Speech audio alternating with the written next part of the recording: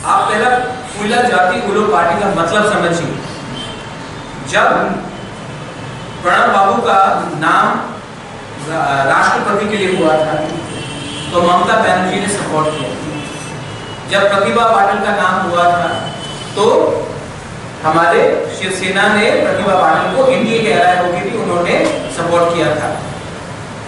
जब पेरिस में पगड़ी का बैन हुआ था, बुर्खा का बैन हुआ था, तो मनमोहन सिंह ने चिट्ठी लिखा फ्रांस के प्रधानमंत्री को कि ये हमारे सिख धर्म के खिलाफ है। आप सोचिए, हिंदुस्तान का प्राइम मिनिस्टर बन के नहीं लिखा उन्होंने, सिख बन के लिखा। आज मोदी 15 साल से हमारा गुजरात मारो गुजराती बोलते रहता है।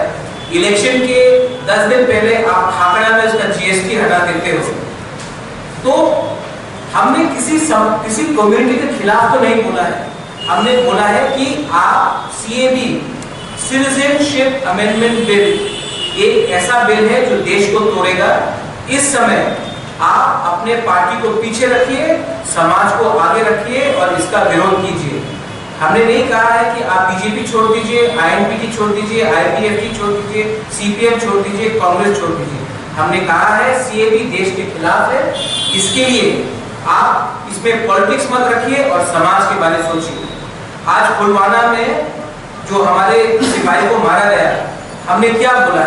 हम पॉलिटिक्स नहीं लाएंगे, आज हम एक संग अपने सेना के संग है। इस समय हम पॉलिटिकल बात नहीं करेंगे, हम सब एक हैं। इसमें कहते हैं पहला सिपाही, बाद में पार्टी, बाद में पॉलिटिक्स। तो कुछ चीजों में पॉलिटिक्स लाना ठीक नहीं होता है, समाज के बारे में बात करना है। यही मेरा